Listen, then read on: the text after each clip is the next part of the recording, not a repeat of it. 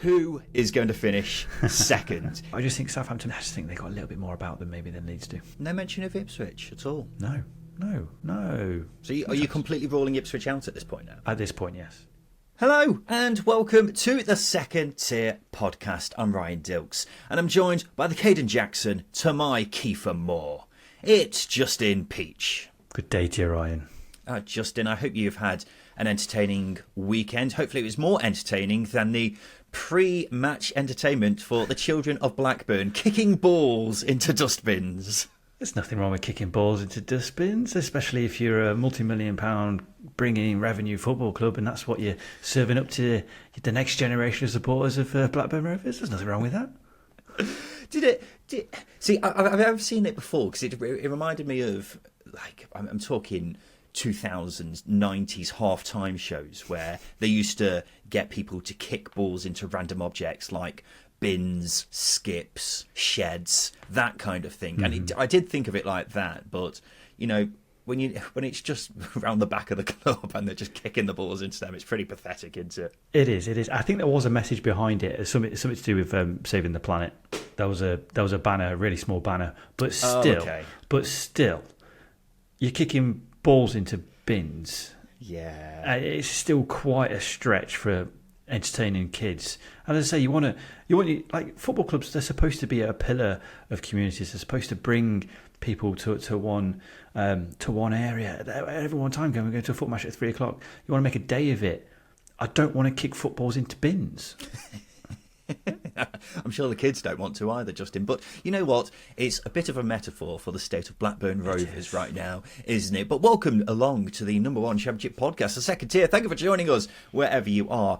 Another cracking weekend in the Championship. I mean, there's been so much that's kicked off, hasn't there? I mean, for a start, Ipswich have dropped out of the top two for the first time since September. So we've got that to talk about. And well done to Southampton for taking advantage of that, going into second. So we've got the promotion race for us to talk about. But we've also got the relegation battle, which is really heating up, isn't it?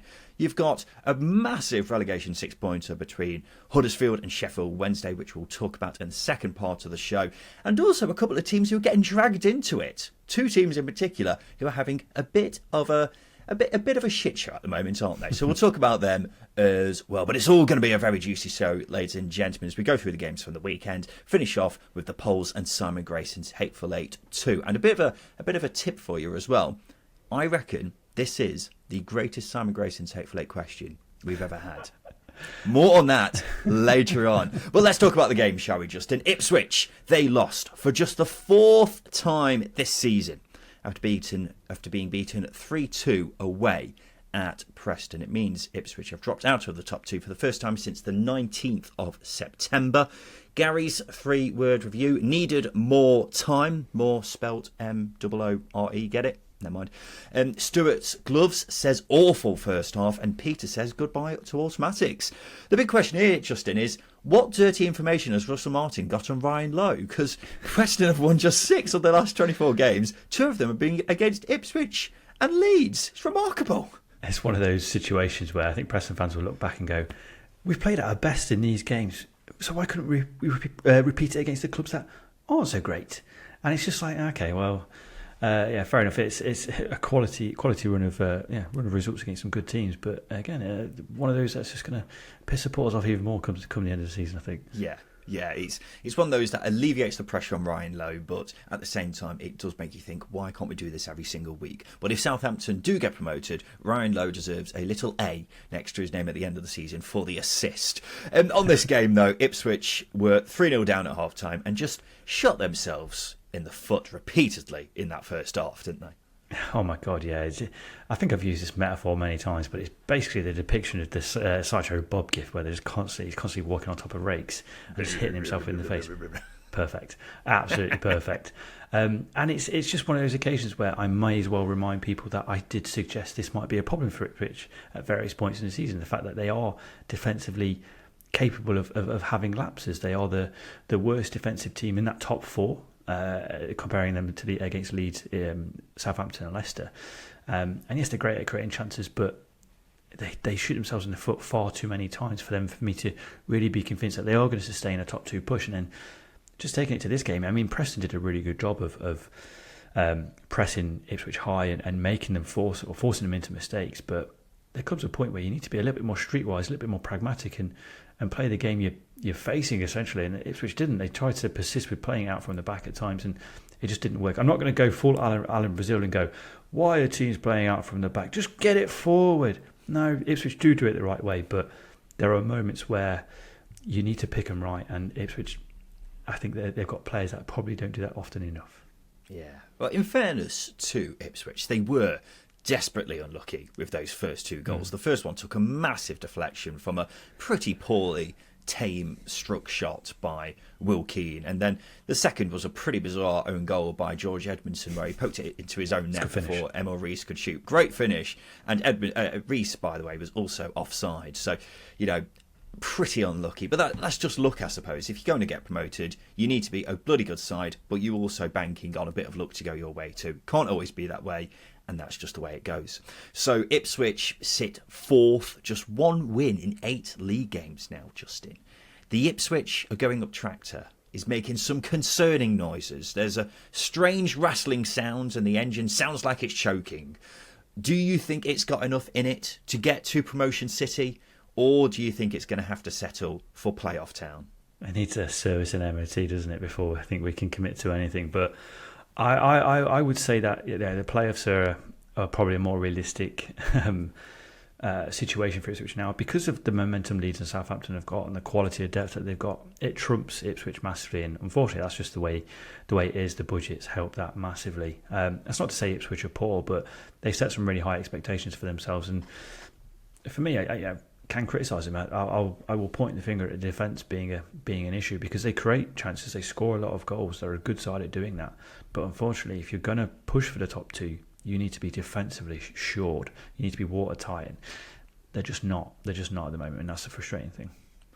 Well, for me personally, I still believe they can do it. They can still get automatic promotion. Why are you laughing, Justin? Because you are a hopeless optimist with this Ipswich side, and I think you are. Okay, can I finish? You're in love. Can I finish my point? Or are you I'm just going to laugh I'm just going to laugh at you. I'm also going to make the point that I think you're so deeply in love with Kieran McKenna and this Ipswich side that you're failing to see its true self. You are distracted and blinded by pure lust, I think. Well, let me finish before you start making accusations. I still believe they can get automatic promotion, and I do think that is partly me wanting them to do it because, of course, I predicted them to be second at the start of the season, so I'd look very good if that came off. But also because I don't think any Championship neutral wants the 3 relegated sides to go up, because that would just be dull, wouldn't it? So that's what my heart says, and my heart says they can do it, but my head admits it's looking increasingly unlikely. And it's always going to be difficult to keep up with the pace of the likes of Southampton and Leeds with the resources that they've got. I am thinking positively here, though. Kiefer Moore was brilliant when he came on against Preston, and if he is up front for them for the rest of the season, they can get things back on track. So that's the positive side of things anyway, Justin, and that's what I'm kind of clinging on to here. A hopeless romantic. She's not going to call you back, Ryan. That Ipswich Town, she's not going to call you back. She's walking away. She's found someone else, someone's maybe slightly better looking, and yeah, she's not going to call you back. Yeah, not sure that metaphor works here, but I get what you're saying. The other thing to remember here is, though, Justin, if we are clinging on to positives with Ipswich's promotion hopes, they did have a similar slump in form this time last year, didn't they? And then went on to win 13 from 15 games. Don't think it's out of the realms of possibility that we see a similar thing happen here. They don't have to play Leicester or Leeds again this season, so there is a chance. But that's the kind of form they're going to have to produce between now and the end of the season, isn't it? It's got to be similar to what we saw last season, similar to what we saw at the start of this season. As I say, with Kiefer Moore in the team now, maybe Ali El-Hamadi chipping in with goals as well, that is a possibility. But it's looking like a long-ish shot at this stage, I think it's fair to say.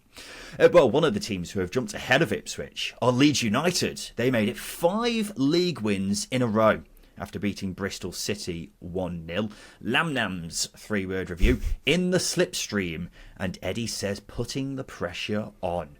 There was some controversy in this one after Leeds had a penalty turned down, which looked pretty blatant to me. Justin, what about you? After watching it was pretty blatant. I was quite surprised that Andy Hinchcliffe, the commentator, was saying that Rutter was looking for contact, despite George Tanner cleaning him out. It did look like a Stonewall penalty. I can only think that the referee was maybe onside because there was a lot of bodies in the way, but in the grand scheme of things, it didn't matter because Leeds peppered Bristol City. They should have been 3-0 up at half time. They weren't. Or should have been at least 3-0 up before Nonto scored his goal. So, yeah, it's grand scheme of things didn't matter, but a very obvious penalty. Yeah, but the only thing that I think potentially goes against Rutter here is that his touch was a bit heavy and he was going to struggle to get it before the keeper. But that's not stopped penalties being given before, and it's ultimately a clear foul in the box. It's a stone wall. Rutter's left leg has been completely taken out, and it is just a good thing that it ultimately didn't cost Leeds in the end. But yeah, that was as far as decisions go this season, that was possibly one of the worst, I think, 'cause it's just a clear penalty, isn't it? But a great win for Leeds. They, by and large, kept Bristol City at bay, really showed how defensively solid they are. It's just 1 goal conceded in 5 league games now. It's also an away win, which we have raised concerns about recently, haven't we, Justin? They've struggled on their travels, but they've now won back-to-back away games for the first time this season. And Leeds were up to second on Friday night before being knocked down a peg after the Saturday games, but it is 5 league games in a row that they've won, and it's the first time they've done that since July 2020 when they won promotion. And remarkably, Leeds have now won more points at this stage in the season than they did in both championship campaigns under Marcelo Bielsa, which is a remarkable stat, isn't it, Justin? So it begs the question, is Daniel Farke doing a better job than Marcelo Bielsa did? Does it beg the question? I think it's a pretty easy one to answer. You only got to look at the quality of players that they both had at their disposals. Bielsa created a Renaissance painting with wax crayons. Farke's doing the same thing, except he's got Michelangelo over his shoulder telling him what to do, and he's got all the right gear. So I don't think Farke's doing a better job than Bielsa because what Bielsa had at his disposal. Well, yeah. I can see what you mean, Justin. You've got to remember that Marcelo Bielsa took Leeds from the doldrums and turned them into one of the best sides we've ever seen at championship level. He also did it with smaller resources than Farke, didn't he? Farke has basically taken charge of a team full of Premier League players and spent a fair bit of money in the process as well. Having said that, he did have to cope with a mass exodus in the summer. He's also not had the unanimous backing of Leeds supporters like Bielsa did throughout his time at Leeds. And he is also competing with 3 of the highest standard championship sides we've ever seen as well. So I don't think it's a plain and obvious Bielsa wins here, Justin, like you're implying. No, I think it's a plain and obvious one. I just think because of everything that Farke has got on his plate, I think he's a very fortunate man to have those circumstances. They were a very good side. They shouldn't have gone down. They shouldn't have been relegated from the Premier League last season. They were because of a poor defence, and probably one of the reasons why they went down is because Bielsa left and they never recovered, amongst some poor recruitment from Victor Orta. So I think it's a very, very obvious one. That Leeds side, on paper, the quality of players they had, they should have never been anywhere near the top 2. Nowhere near. There were better squads than Leeds side, but what Bielsa did was special. And I think because of the points, we don't need to compare because it's just completely different circumstances. Fair enough. I agree with you, Justin. I think Bielsa did a better job than Farke's doing now, but still, I don't think it's cut and dry because I think that's cheapening the job that Farke's done, and I don't think that's completely fair, personally. At Southampton, they're the side sitting second as things stand. They had a pretty routine win away at Rotherham. Michael's 3-word review: we are coming, and Ethan says into second place. It's 21 games unbeaten in the league now for Saints. If they avoid defeat in 4 more games, it will be the joint second longest unbeaten run in Championship history. Come on then, Justin. Who is going to finish second? It's all been, heated up now with Ipswich dropping off, Southampton with their incredible unbeaten run, and then Leeds making it 5 wins on the bounce. Who are you tipping for second place? Ooh, I don't know. It's a very stressful one to answer. It gives me grey hairs thinking about it, to be honest with you. I want to side with Southampton. I just think they've got better momentum, but at the same time they've been unbeaten for so long they've got to have a bump at some point, surely.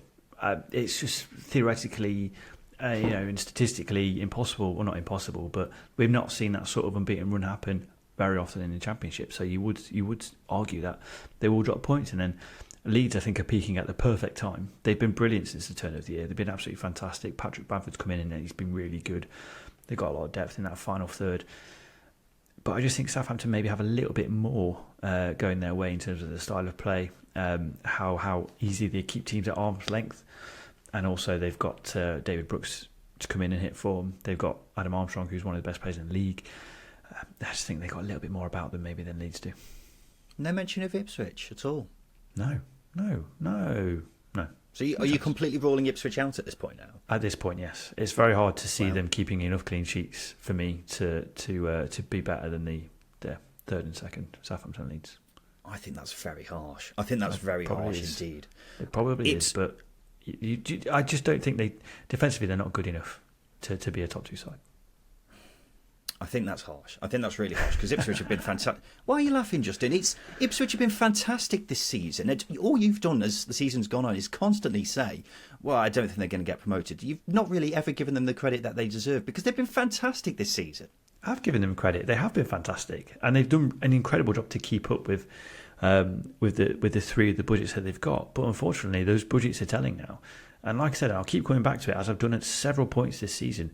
If you want a serious conversation about Ipswich being a top two team, they need to improve defensively. They do not have a good enough defence to be a top two team. It's as simple as that. I would argue that they don't even have a good enough defence to be a playoff side. Well, not drop out of the playoffs, but win the playoffs. Win the playoffs. Because defensively, solid teams fare much better in the playoffs than teams that leak goals. I think you're wrong to completely rule out Ipswich. I think that's just ridiculous. I think Ipswich will have to massively turn it around. I think you're looking at the kind of form that they have shown earlier in the season and also did this time last year in League One as well after they had a bit of a sticky patch. So I don't think you can completely rule it out, especially after signing Kiefer Moore because he was fantastic against Preston. Admittedly, though, it does look like they're behind in the pecking order compared to the other two. I would side with Southampton too myself. I think when you have a team who's just as consistent as them when you go in 21 league games unbeaten, that's just ridiculous. And you do well to go that many games unbeaten in the league and not get automatically promoted, wouldn't you?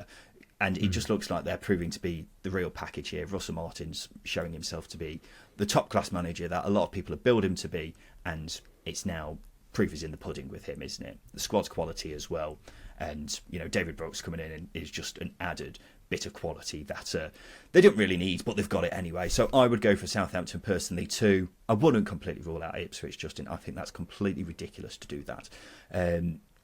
But let's talk about the team who I think we know are now going to be finishing as the Championship's Leicester City. They maintained their 11-point lead by winning 5-0 away at Stoke. Good prediction on Friday, Justin. Stoke really gave Leicester a game, didn't they? Ryan, get lost. Honestly, all Maresca's done is just double down. He's just pissed the Leicester fans off even more by saying, "Look how good we are." His head's massive. It's barely got out of the Bet365. It's barely got back onto the A50 and pummeled down the dual carriageway there and got back to Leicester. He's walked out of the ground, double middle finger up at the supporters, saying, "We're boring." That's all he's done. Bore off Leicester. Yeah, 3-word review from Sean, 5-star performance. Neo Spirit says, playing Enzo's way. Alex says, boring. And Matthew says, anyone complaining now. This 5-0 win for Leicester is the biggest away victory in the Championship since January 2022. Why isn't Enzo Maresca's football more exciting? Come on, Enzo, take the handbrake off, man. But yeah, ridiculous that was even being complained about in the first place. And this is, as you say, Justin, a big middle finger to anyone who even dared murmur about the football not being good enough. But a quick update on the points record for Leicester, Justin. Of course, the most points ever won in the Championship season is 106 by Reading in 2006. For Leicester to beat that, they can afford to drop 13 points in these final 16 games. They've only dropped 18 points from these first 30 games. So are they going to do it, Justin? Yes or no? If there's going to be a team to do it, it's going to be this Leicester side. They've got so many special players, haven't they? And it's a system that teams struggle to play against. It's boring, obviously. It's boring. It's horrendous to watch. And my God, I feel sorry for that is sarcasm. I feel sorry for every single Leicester fan I'm just protecting you from Twitter, all right? Terrible football on display on a weekly basis at the Walker Stadium. Wink, wink. But I really do think it's a squad that should be mid-table in the Premier League. Just taking a step back and just analysing it straight up, I think it's a mid-table Premier League squad at the very least, because the standard of the Premier League isn't great in my opinion, and this Leicester side is very, very special. And I think if Maresca can do what he's been doing, it's not really any way you can criticise them. Maybe they do play in second gear too often, but if second gear's got you 72 points out of 30 games, what will fifth gear do? It'll destroy teams. There'll be a black hole, just absorb teams whenever Leicester come near them. So yes or no, are they going to break the points record? Sorry, yeah, there we go. Yeah, you do. There you go, ladies and gentlemen. Justin Peach has had his say.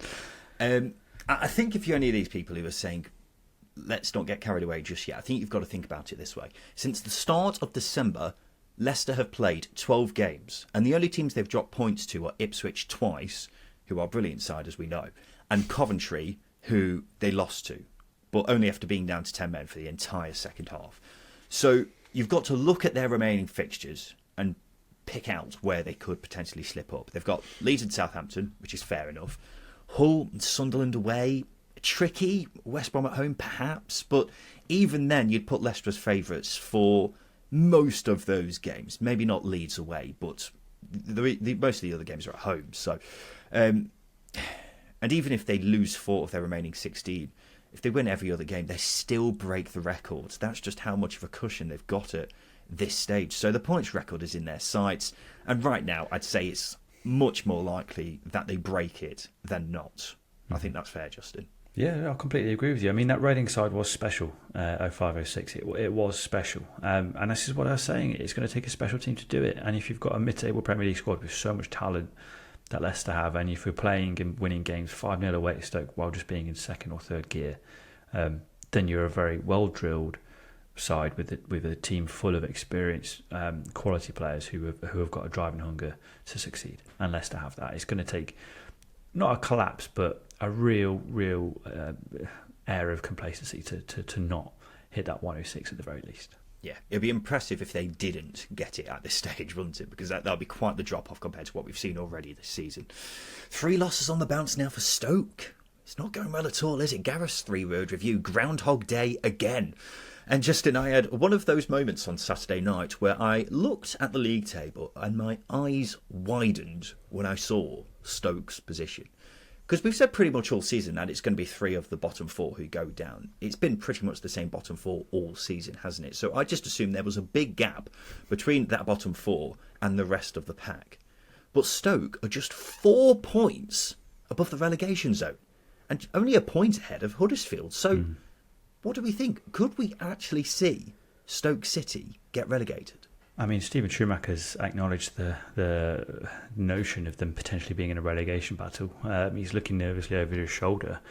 And I think the best case scenario this season for Stoke is it just fizzles out. It fizzles out into nothingness, where they don't have to worry about being in the bottom 3. And they just try and see it out as best as they can. I think it's just worth mentioning that Schumacher has also inherited a mess, because there's a lot of issues that maybe we've probably discussed this season.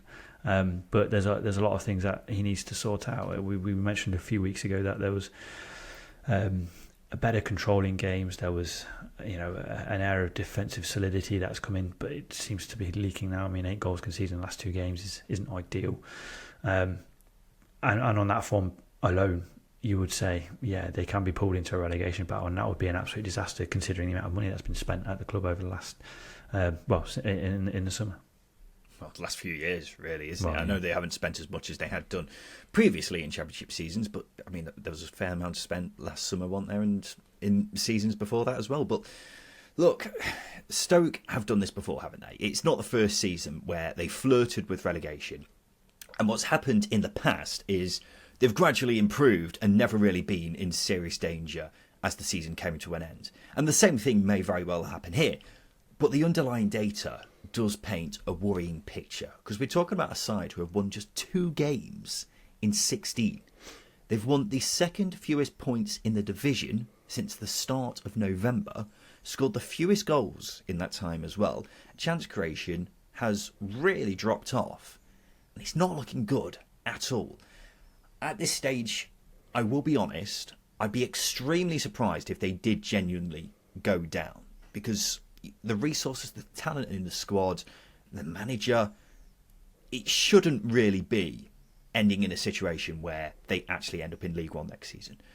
But I also think it's becoming more and more of a possibility as the weeks go by. But what, other than talent, let's take talent out of it. What makes you think that Stoke will stay up? What makes you think that they're better than QPR, for example, right now? If I throw a stat at you right now, they've scored 5 goals from open play at home since the end of August. 5 goals from open play at home. Yeah, it's shocking. It's shocking. Just I'm not denying that at all. What I will say is, though, QPR are pretty poor themselves. So I just look at these two sides together, and I just think Stoke have got a lot more about them. And because of what's happened in the past with Stoke, where they have done this before and flirted with relegation, just ended up being fine. That's what I'm thinking here. But it does make me more and more concerned the more I see this Stoke side play. Yeah, I don't think. I think it would be complacent to think that talent alone will get them out of this sticky patch they're in. I don't think they're a team that gel at all. I think that's down to Alex Neil. I think that's down to recruitment strategy in the summer. I don't think they're a team that look cohesive.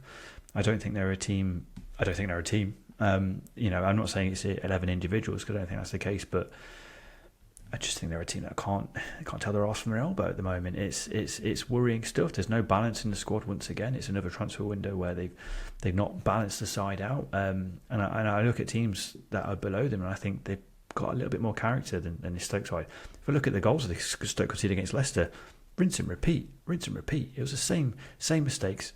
Leicester getting in behind, cutting it back, and unfortunately, it's that sort of attitude that, it does see you pulled into a bottom 3 battle. Yeah, well, it definitely does, and as I say, that does look like it's happening more likely that's going to happen. But only time will tell, and they've definitely got to pull the finger out soon, because it's getting quite concerning looking at that table. Just before we have a break, Justin, we will get on to the rest of the relegation battle and talk about the situation at Blackburn in particular as well, because that's one which has really been a topic of conversation between you and I, Justin, over WhatsApp in the past 24 hours or so, what's going on there. But before we have a break, have you seen Neil Warnock? Looks like he'll be back in work. He's reportedly set to take the Aberdeen job. And now, we love a bit of warning on this show, Justin, but of course this is big news, because this would take away the option for Championship clubs to press the Warnock button in March and save them from relegation. Terrible news for Stoke. Yeah, terrible news for Stoke. Sharon as well has got a long commute from Devon, hasn't she? Yeah, that is a hefty drive. It's terrible for football clubs in the Championship, but it's a good way to see out his career. He's always wanted to manage in Scotland, hasn't he? He said that many a times, and I think I read that he nearly took the Hearts job a few years ago. Now he gets his chance, and it does mean that we can stop linking him with firefighting jobs, because we need to be a bit more original with our topics. It's fun though, isn't it, Justin? It's easy. It's easy for us. Just throw a clip out there. But people will agree with us, because we are right. He can probably do a job at any club in the Championship. But it's a good way to see out his career, I think. Is he going to see out his career though? Yeah. We've lost count now, haven't we? Where he's said he's retired and then he's back in a job soon. So yeah, look forward to seeing you in a year's time, Neil. Right, Justin, let's take a quick break. After that, we'll talk about the relegation battle and what the hell is going on at Blackburn Rovers. Welcome back to the Second Tier podcast, and it's now time for us to check out how our second tier multiple with SBK got on, which included our game of the week as well as just a nice 2 bankers from Friday. So we went with Watford, Southampton and Middlesbrough, all to win, but no luck for us on that front, by in part with Justin's interesting selection of Watford to beat Cardiff, which I understand you've had a bit of flack from Cardiff fans about, Justin? Only a little bit.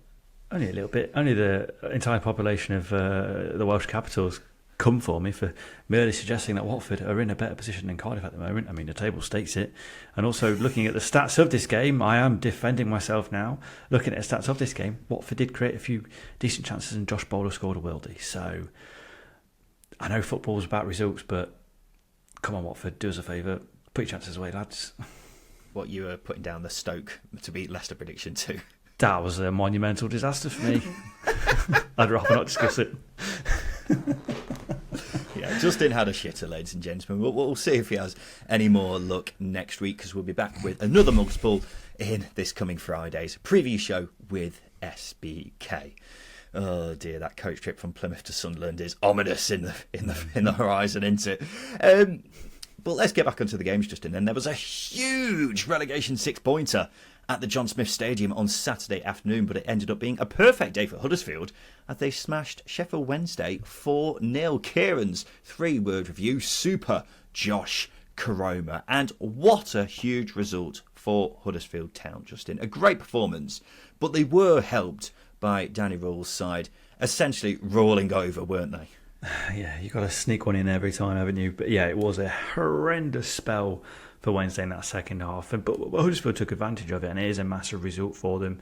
Bounced back after a poor first half. It wasn't the best first half from Huddersfield, but they came out in the second swinging. Could have been a goal down as well. But if we're looking at slight tweaks tactically, I think it was a good run. I mean, Wednesday made the attacking transitions easier for Huddersfield, because ultimately Huddersfield managed to just glide through them with so much ease at times, but they punished them, and that's the thing you can really sort of put your thumb up and go, brilliant, because you've not done that enough this season. You're not playing on that front foot enough.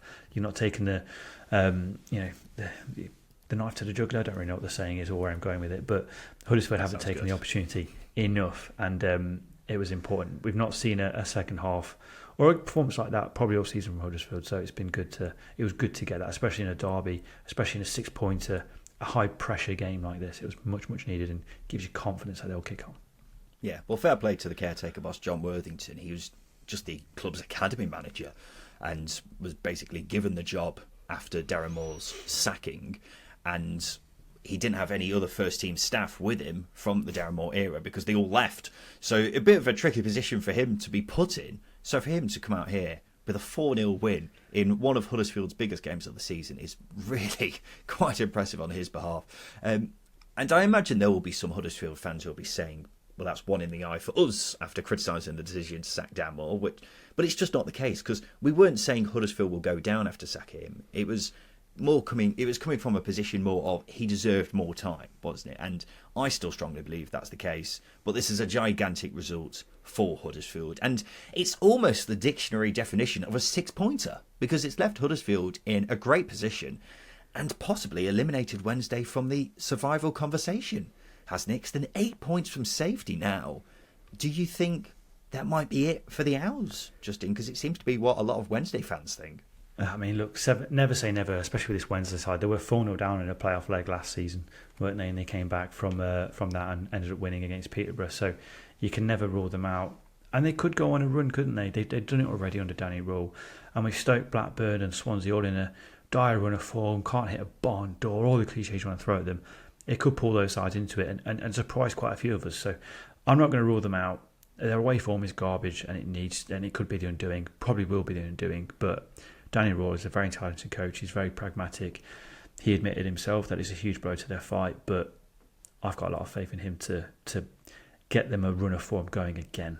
And I think that's the key thing. It's just it needs to happen quickly because they're running out of games. Why? Why have you got faith in him, Justin? What's this based on? I mean, don't get me wrong. I like Danny Rowell as a manager, but when you look at the results, we haven't seen a large amount of form, have we, during his reign? That's not necessarily down to him, but I don't know where this is coming from. I just like him. I think he's a very good coach. I think he speaks really well, and I think the way that's not a great justification though for them staying up there. You've also come into me a bit too soon there, like I've done already this episode. Wednesday were the worst side in the division when he took over, and he's made them the second worst side in the division on paper. So that's progress for starters. And the football that Isco Munoz was playing was genuinely the worst football I've seen from a championship side. There was nothing. There was no game plan. There was nothing. Danny Rowell implemented that while having to deal with Chansiri for starters. He's got an okay squad. It's not fantastic. It's not amazing. It's probably a bottom 4, bottom 5 squad. But he's given them a fighting chance. That's a very difficult thing to do. Put a lot of character in that team as well. So I think there's a lot going for him. I don't think the squad's helping, but I think there's more to come from Wednesday under Danny Rowell. Why though? I don't get what this is based on, Justin. You say that you still think Wednesday can stay up because he can put together a run of form, but you look at their results over this season, then the longest unbeaten run they've had all season is 3 games, which isn't great, is it?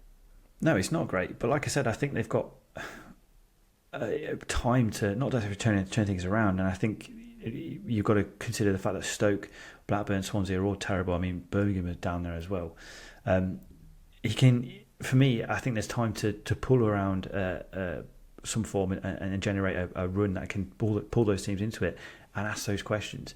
Huddersfield did it last season. We've seen teams do it in previous seasons. Rotherham have done it.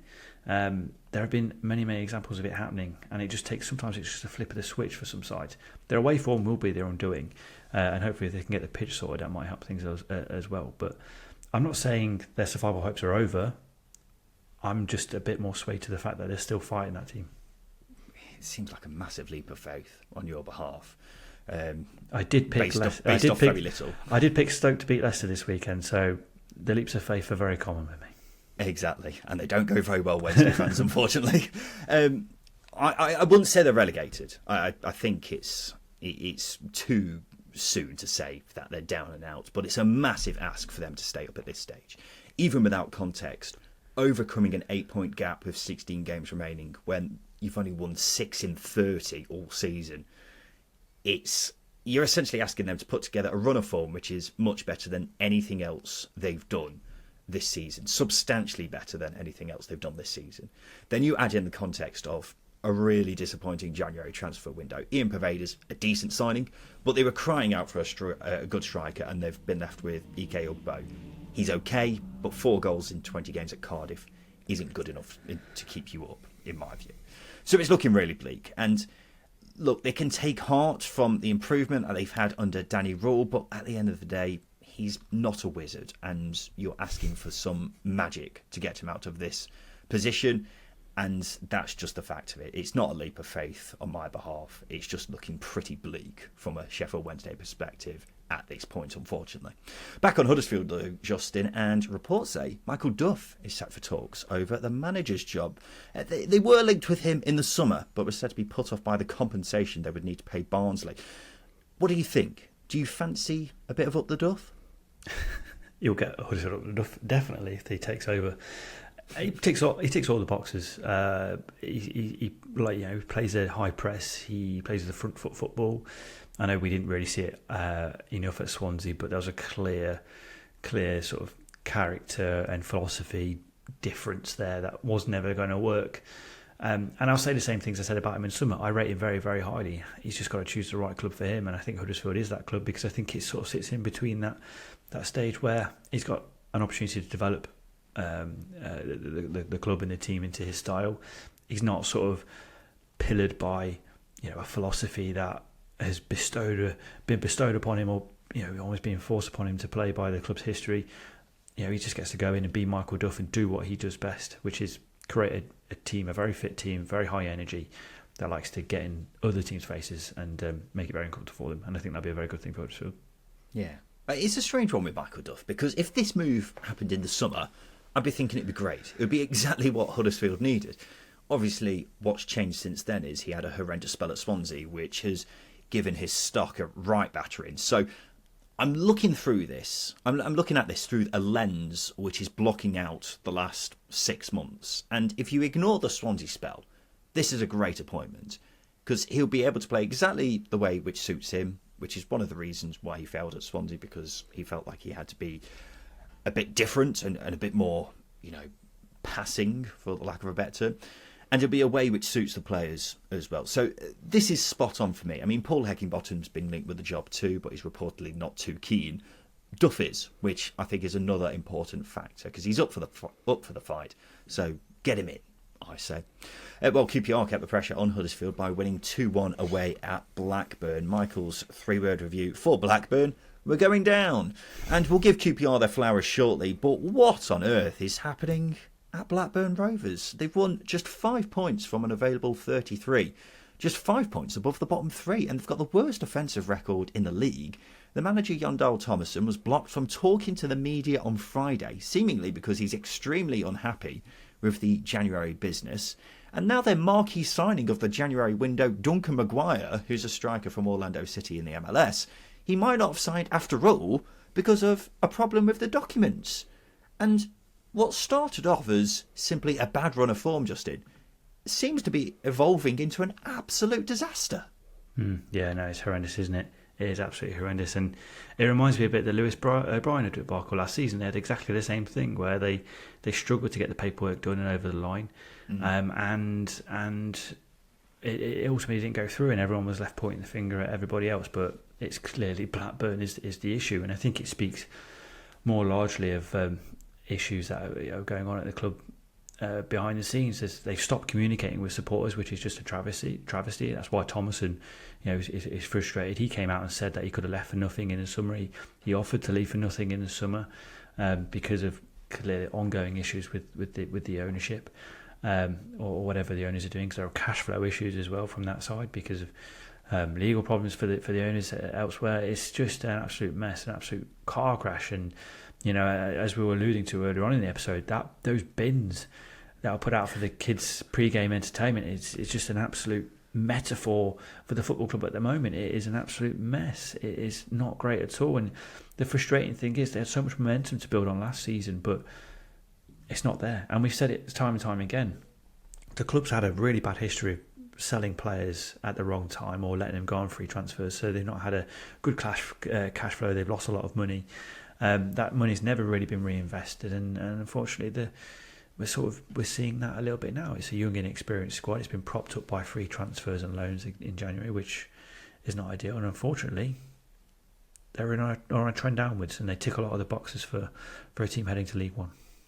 Yeah, and I mean, with the Maguire deal or no deal, for that to happen twice in the space of a year is just embarrassing. Whether it's down to pure incompetency or something else, I don't know. But for them to have 2 January deadline day deals, which they thought they had done but weren't because of an administration issue, is just ridiculous, really. But Thomason's clearly extremely frustrated by it, especially after the events in the summer where they weren't. Well, the transfer budget was cut for a start, wasn't it? And that's down to issues that the owners, the Venkis, were having back in India. So that wasn't a good start to the season. And it just seems like it's continued to frustrate Thomason even more as things has gone on. I mean, people may remember the Venkis from the Premier League era where they made Blackburn into a bit of a laughing stock, and that seems to have calmed down a bit, but now seems to have reared its head once again after all these years. And it seems like they haven't necessarily learnt their lesson. And I mean, the fans seem to be by and large on Thomason's side with this one, but I don't think he's completely blameless here either, Justin, because 5 points from an available 33 is horrendous form, particularly for a team that was 7th at the start of December. So could they go down, Justin? I mean, they're in a similar position to Stoke, aren't they, where I don't think we had really considered them as a relegation contender, but they're just playing so poorly. And this whole thing kind of reminds me of Hull City a few years ago, where they were on the edge of the playoffs, but then went on this stinking run of form where they just completely folded. And it looks like Blackburn are kind of on a similar thing here. It is a trend downwards, and again, there were ownership issues then. It is a complete comparison, isn't it? It is almost a very similar mirror, and it's a problem. It's a problem, and like I said, they tick a lot of the boxes for a club trending downwards. There's a poor absent ownership. Their recruitment has been so-so, failing to reinvest that money. The manager calling out a club on being how poor the club is being run. On the pitch, not getting results. Defensively, absolutely horrendous. As I say, they tick a lot of boxes for a club heading to League One. It's a stark contrast to what it was this time last year when they were dreaming of being a playoff contender and being in the Premier League. And unfortunately, these issues aren't going to go away. So the odds are that if they don't become a League One club by the end of this season, by the end of next season, the odds will be quite high for them. Yeah, poorly run clubs, they often tend to get punished eventually. And it seemed like Blackburn, a club who I hadn't really considered as one that's, terribly run in the grand scheme of the Championship, where this is a regular theme. Blackburn just seem to have really shot themselves in the foot repeatedly over the last period of time, and it just doesn't seem. It seems like it's finally resulting in what we're seeing on the pitch now, and it's scary as a fan, isn't it? Really scary. A 3-word review from Up the R's back on the QPR win, back amongst it, and Daniel says Super Joe Hodge, and it's just QPR's second win in 11, and they have got to make this the start of a turnaround in form, haven't they, Justin? They simply have to, because you've got sides like Blackburn and Stoke who are faltering, but it means nothing if QPR can't pick up points themselves and make this relegation battle interesting. Yeah, spot on. But I think you've only got to look at the last 3 games, including this win against Blackburn. They beat Millwall, who are down there, probably nervously looking over their shoulder because they're only 5 points ahead of QPR. Then you've got obviously Blackburn in a similar position, and they drew against Huddersfield as well. So that's a very good telling of where QPR are at the moment. There's a lot of character there. There's a lot of intangibles, immeasurables that you can't really back with data, but you can look at the performance with the eye test and go, there's a team there that are competing and pushing hard and doing a lot more than the likes of Stoke, Swansea, Blackburn, doing a lot more to get results than those guys. They're showing the minerals that you need to, I think, to pull themselves away.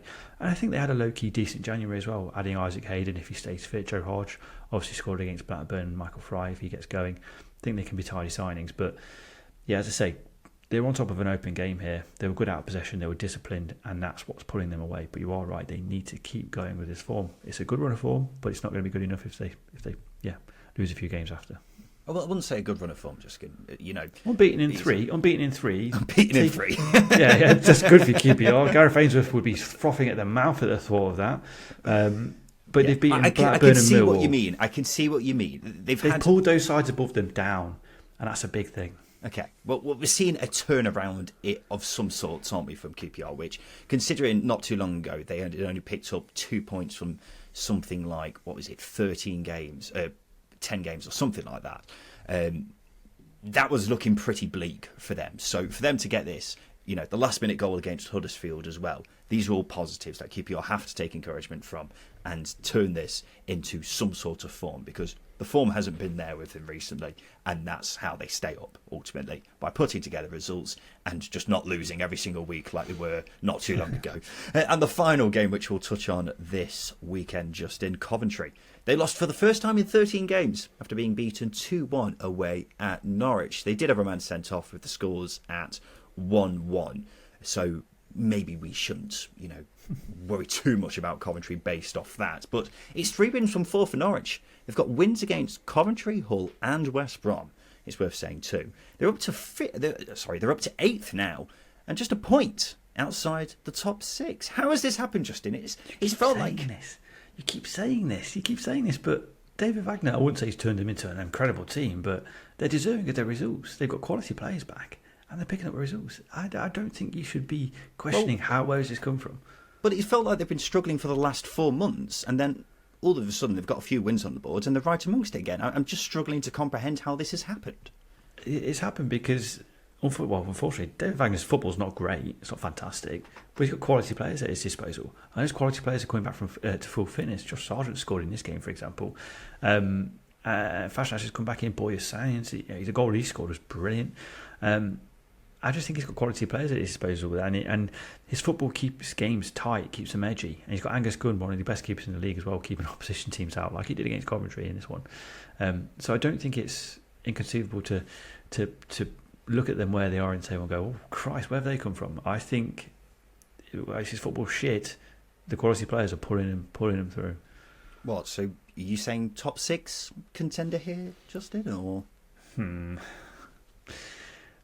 I mean, he's done it before. It sounds like you are. He's done it before with Huddersfield. That Huddersfield team, started to play wise, shouldn't have been anywhere near the top 6, and he's got better players at his disposal here. If he can keep them fit, I think he can be knocking on the door, because I'm not really convinced by Beale and Sunderland. Coventry will be a difficult side to overcome. Hull, difficult side to overcome. West Brom, difficult side to overcome. I think there are better sides than them in better states right now, but I just don't think you can rule it out, because he's got this weird relationship with managing to get teams into that top 6 and defy the odds, as he has done. He should have been sacked months ago, as we've discussed previously. Yeah. Well, I don't see them as a realistic top six contender for quite a few reasons. Because first of all, they're so shaky defensively. They're very lucky Angus Gunn's been in unbelievable form recently, because otherwise they would have not got as many results recently as they have. Secondly, there haven't been many convincing wins at all since the start of September. Yes, they beat Coventry, Hull and West Brom, but Coventry was after a man was sent off, and then Hull and West Brom, I mean, they missed their fair share of chances in both of those games. But the bottom line is here, there are simply teams who are much more likely to finish in the top six ahead of Norwich because they're much better. Coventry, Hull and West Brom both have much more talented squads which are more well-rounded. I would say Middlesbrough and Sunderland are ahead of them too, for me personally. And look, fair enough, Norwich, they've done well to get a few wins recently, being in the position they're in now too, but I think you'd be lying as a Norwich fan if you said, yeah, we've been playing so well recently and our squad is perfectly set up for a top six finish, because it's just not true. And I could sit here and say, yeah, maybe Norwich will finish in the top six after all, but I don't think that at all. So, I to be honest, I don't think you truly believe it either, Justin. I'm not saying they will finish in the top six, but I think they've got the quality of players to ask those questions and be in amongst it. It's interesting you say that, Justin, because on the 17th of December episode of the Second Tier podcast, you said Cardiff have a mid-table squad and then went on to say they have a better overall squad than Norwich. So you think Norwich have a bottom half squad? I don't know why you keep saying this is why you're so dislikable. Why? Because I make good points? I don't think it is a good point, because I think your whole you said it. I think your whole, I mean, things change, oh, especially with form, in okay. football. Things change very, very often, and I think now Norwich have got their players back to full fitness. Things change. Let's shut up with your rubbish a sec. Let's play a quick game of Scott High and Ryan Lowe. Who would you back to pick up the most points from the remaining 16 games? Norwich, Coventry, Hull or West Brom? West Brom. Then? West Brom, Coventry, Hull and Norwich. Okay then. Well, there you go, ladies and gentlemen. He doesn't believe it as much as he says. Let's do the polls, ladies and gentlemen. This is the part of the show where we give the listeners 3 questions on Twitter, because we want to get their thoughts on everything to do with the Championship. So the first question we asked was this: which of these teams is the most likely to finish in the playoffs? Coventry, Hull or Norwich? I'm not going to answer. 52% of people said Hull, 35% said Coventry, 13% said Norwich. I think Coventry, personally, out of those 3. But I mean, Hull did very well in January, didn't they? After their loss to Huddersfield, Sheffield Wednesday are now 8 points from safety. The question is, do you think they're going down, yes or no? Yeah, I think they're going down. If you look at it right now, it's going to be very difficult, but I just can't rule them out putting together a run of form to ask the questions of the Swanseas, Blackburns, Millwalls, who might be looking over their shoulder. Run of form. 3 games unbeaten all season. A run of form. Their best run of form. It can happen. I agree with you, Justin. You can't completely rule them out, but you've got to admit it's looking very unlikely, isn't it? 92% of people said yes, they're going down. 8% said no. And finally, a bit of a different one. Who's going to win Euro 2024? England, France, Portugal or Spain? I don't even know who else is qualified. I'm so far distanced from international football, I have no idea who's qualified. Yeah, it's weird, isn't it? Because I don't think anyone has really spoken about the Euros yet. Yeah, it no one just has. seems like it's an afterthought for people. And usually at this time of year, we'd start getting a bit excited about it, but clearly not for some reason. Anyway. France. Okay, thanks. 51% of people said England, 40% said France, 5% said Spain, 4% said Portugal. So there you go. I think Portugal are a bit of a dark horse. You know, as long as they don't have that bloody Penaldo up front, it'll be a lot different. We'll see though, won't we? Now it's time for this. Hi, Simon Grayson here.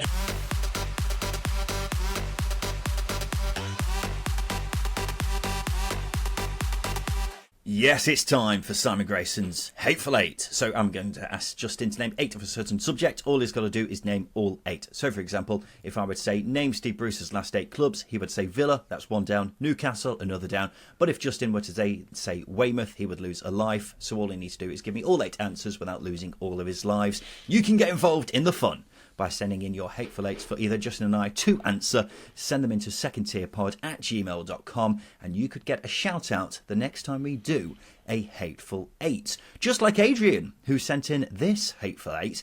And Justin, this might be the best question we've ever had on Simon Grayson's Hateful Eight. Because honestly, it's an absolute banger.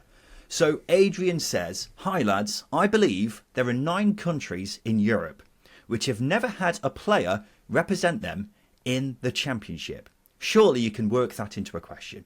We obviously can, Adrian. And I've double checked, he's correct, Justin. So Vatican City is one of them, which hasn't had a player represent them in the Championship, unless the Pope fancies getting his boots on anytime soon. So can you name for me the remaining 8 European countries who have never had a player represented in the Championship since it was rebranded in 2004? Now, as we all know, geography isn't your strongest point, Justin, so I've sent you a list of European countries, and you can pick off there when it comes to this. You've got 3 lives, so hit me with a European country, please. San Marino. Got to be. Yes. San Marino is correct. That is 1 down. So, Justin, you've got 7 countries remaining. What are you going for? Just scrolling up this list, up to the A's. Andorra, surely. There's not been an Andorran. Andorra is also correct. Justin, where is Andorra? It's in the mountains in Spain, in Catalonia. Good. We'll take that. Yeah, fine. That's another 1 down. 6 Big to go, Justin. Justin. That one there. It gets tricky. Liechtenstein, I think. Surely he's not been a Liechtensteinian. You'd be correct. You are correct, Justin. That is another player down. So that's 3 countries which have never had a player represented in the Championship. So you've got 5 remaining. Monaco. Monaco is correct. That's on my list. That is true. The second smallest country in the world, I'll have you know, Justin. Yeah, I've got the area, if you want it. An area of 1.5 kilometres squared. Very, very small. Great, thank you. So you're halfway there, Justin. This is where it gets a bit tricky now because you're going on to some relatively big countries. So what are you going to go for, big boy? I was going to go with Lithuania, but Bristol City have had a striker called Veliukas. He's just popped into my head at the last second. Moldova's an interesting one. Malta, Michael Mifsud. I'm not going to go with the Mosquito, I think is his nickname. I will. You know what? I'm going to throw Luxembourg. Luxembourg. He's gone with. I'm afraid, Justin, Luxembourg isn't correct. Luxembourg have had Daniel Sonani, formerly of Huddersfield and Norwich. Yes. So that's 1 life down, Justin. This is why it's such a good question. So that means you've got 2 lives remaining. You're halfway there with your answers. I feel like there's been a few Cypriots, so we'll avoid them. I'll go with Armenia. Armenia is quite a big country. It's a very big country. I can see the area. Good. Kilometres squared. It's massive. Justin, Armenia is correct. That is another 1 down. That means you've got 3 remaining. Can you name the final 3 countries in Europe which have never had a Championship player represent them? Oh, I believe I might be able to. Southampton came down in the 04-05 season, so Marian Pahars was still on the book. So I'll take Latvia out of that. I love the thinking. No, this is actually really tricky. Yep. This is really, really tricky. I'm just scrolling up and down now, and I've got no idea. Montenegro. Justin, what's Preston striker? Osmajic. Yep. Osmajic. Militin Osmajic. There are actually 5 players who have been from Montenegro and played in the Championship. You got Sead Haksabanovic from Stoke as well. Matija Sarkic, Millwall goalkeeper. Shit. Yeah. So that's another 1 down. You've got 1 life remaining, Justin. 3 countries to name. Georgia. May I remind you of a Watford midfielder? Oh my God! These are current players. Yes, they are. Jesus, they are what? indeed. Unfortunately, Justin, you are out. I'm just checking how many Georgians we've had in the Championship. We had, of course, Jack Kavadze at Watford. He's currently playing in the Championship. Also, Zurab Kazanashvili, formerly of Newcastle and Reading as well. I think he played for Blackburn in the Premier League too. So, unfortunately, you've lost there, Justin, which is no shame at all, because that was a pretty hard question, but it was a bloody good question, wasn't it? It was. That is a great question. Very well worked. I'm just looking up and down these countries now, and I just cannot. I'm just putting faces to countries, names of countries. It's just very difficult. One of the countries you did mention, Moldova, never had a player represented in the Championship, so that's one. The other two, quite surprising actually, because they are fairly recognisable footballing nations. Azerbaijan have never had a player represented in the Championship, and the other one is Belarus. Never had a player in the Championship. Does that surprise you at all? It doesn't. I can only name one or two players from Belarus: Alexander Hleb and Vyacheslav Hleb. Yeah, you don't have many who come over to these shores, though, do you? So, well done, Adrian. That was a fantastic question. And if you can bring something like that to the table, then please do. secondtierpod@gmail.com, and we'll give you a shout out very soon. But this has been Simon Grayson's Hateful Eight, and this has been the Second Tier Podcast. We'll be back again on Thursday for a roundup of all the news in the Championship over the coming few days. So we look forward to seeing you then. But yes, this has been the Second Tier Podcast. I've been Ryan Dilks. I've been Justin Peach. And a big thank you for listening.